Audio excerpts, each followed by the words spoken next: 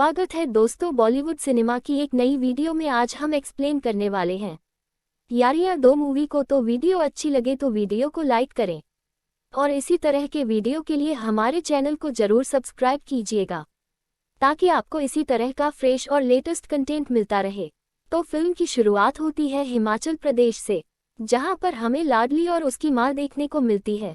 लाडली फिलहाल तो एक ब्यूटी कॉन्टेस्ट में बिजी है और वही कंपटीशन जीतना चाहती है क्योंकि उसका ये सपना है। और जब कॉन्टेस्ट में विनर अनाउंस होते हैं तो यहाँ लाडली जीत जाती है और यहाँ पर एंकर लाडली की बेइज्जती कर देती है क्योंकि वह बता देती है कि जिसने ये प्रोग्राम को स्पॉन्सर किया है उसका लाडली की मां के साथ अफेयर चल रहा है, इसी वजह से लाडली यह कॉन्टेस्ट जीती है।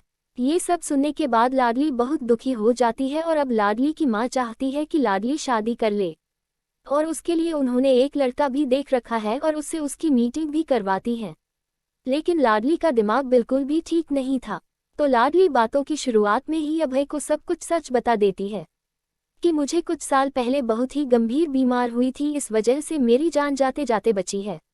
मेरी मेडिकल रिपोर्ट तुम देख सकते हो और मुझे शादी में भी कोई इंटरेस्ट नहीं है क्योंकि मेरी माँ मुझे शादी के लिए फोर्स कर रही है। ये सारी बातें सुनने के बाद अभय को बहुत अच्छा लगता है क्योंकि लड़नी ने सब कुछ सच कहा था, बल्कि वह भी अपना सच बता देता है और बताता है कि मैं भी एक सीरियस रिलेशनशिप से गुजर चुका हूँ और यही मेरा सबसे बड़ा सच है। और कहीं ना कहीं लाडली और अभय दोनों को एक दूसरे को पसंद करने लगते हैं क्योंकि शुरुआत सच्चाई से हुई थी। तो अब दोनों को फैमिली वाले शादी के लिए तैयार हो जाते हैं और शादी की डेट भी अनाउंस कर देते हैं। और जैसे ही लाडली की शादी फिक्स होती है, लाडली सबसे पहले यह बात अपने कज़न ब्रदर बजरंग और शिखर को बताती है क्योंकि वह दोनों लाडली के लिए बहुत ज़्यादा स्पेशल है क्योंकि वह एक दूसरे के सुख दुख में साथ रहते हैं।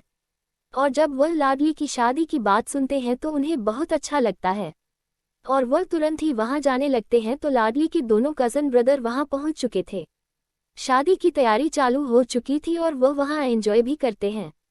लेकिन जैसे जैसे सारी नज़दीक आती जा रही थी, लाडली नर्वस भी होती जा रही थी।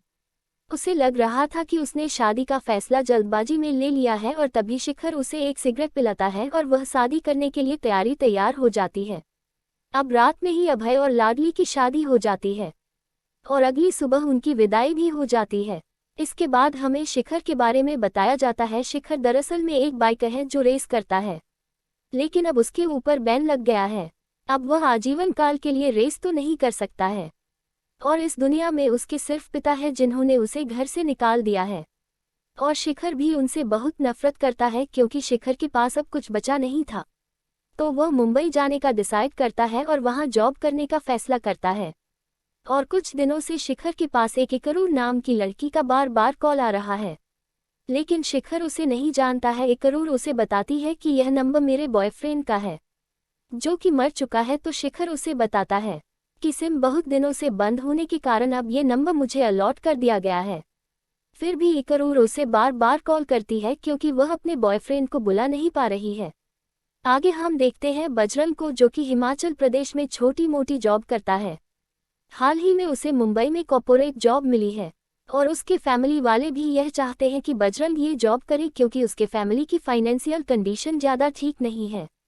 और जब वह घर से ऑफिस जा रहा होता है तो धक्का मुक्की के दौरान ट्रेन में उसकी एक लड़की से मुलाकात होती है, लेकिन लड़की उसे पेपर स्प्रे दिखाकर डरा देती है।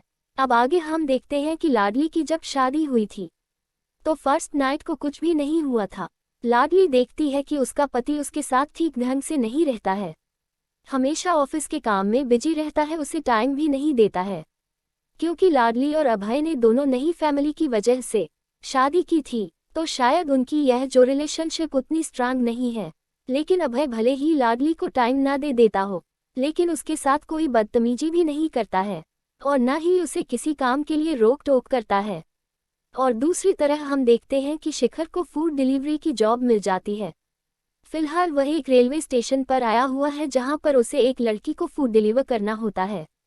और शिखर जब उसे लड़की को फूड डिलीवर करता है और उसकी आवाज़ सुनता है तो वह समझ जाता है कि यह वही लड़की है जो उसे फ़ोन किया करती है।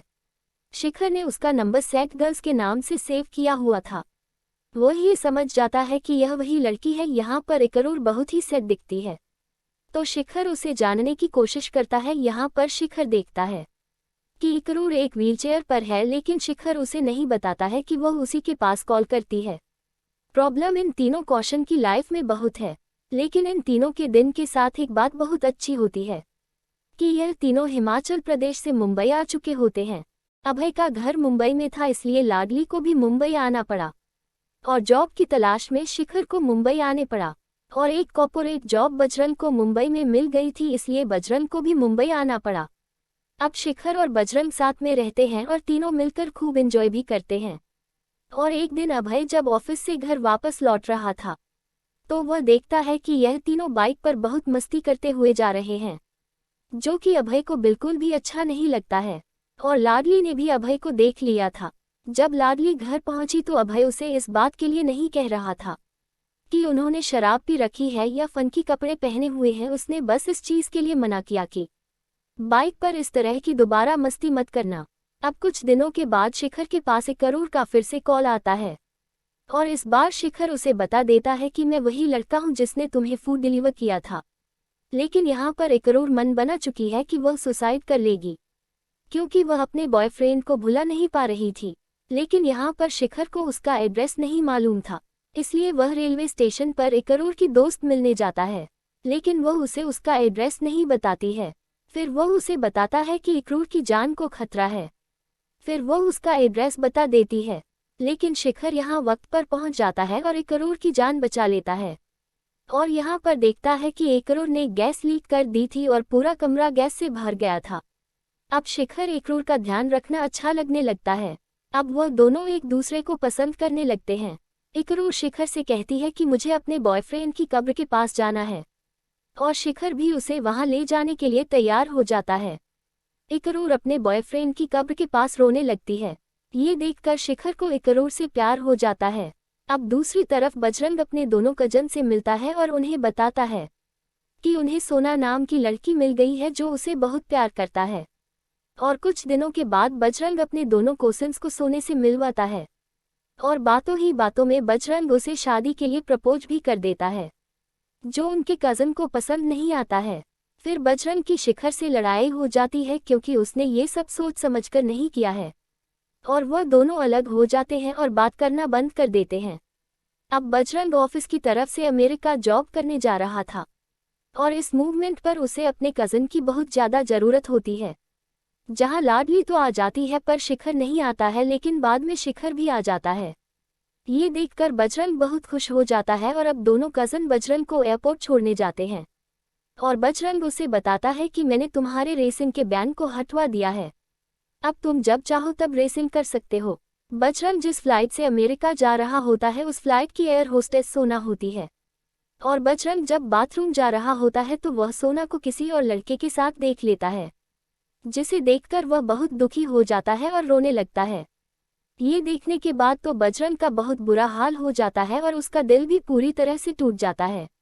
और यहाँ हमें मालूम चलता है कि दरअसल सोना बजरंग के करीब इसलिए आई क्योंकि वह अपने बॉयफ्रेंड को सिर्फ जलाना चाहती थी। बजरंग कुछ दिनों के बाद अमेरिका से वापस आता है और वह नशे की हालत में सीधा लाडली के पास जाता है। और जब अगली सुबह अभय ऑफिस जा रहा होता है तो थोड़ी देर के बाद बजरंग भी उठ जाता है और उसे अपनी पॉकेट से एक चाबी निकालकर लाडली को देता है, जो कि अभय की थी, और यह चाबी दरअसल में एक खुफिया कैमरे की थी। और वह जब उस कमरे में जाती है तो वह देखती है कि उसने अपनी एक गर्लफ्रेंड की सारी तस्वीरें यहाँ पर रखी हुई है।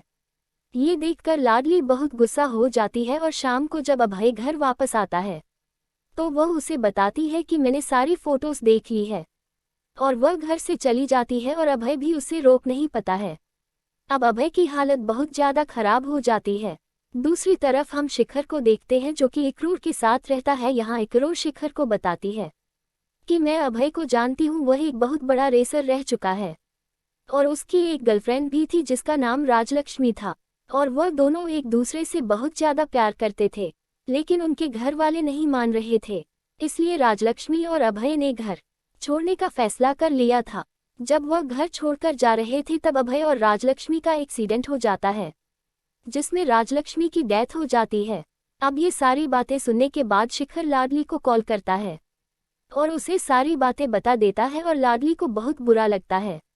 लेकिन अब देर हो चुकी थी क्योंकि लाडली ने अभय के पास डाइवोर्स पेपर भेज दिए थे।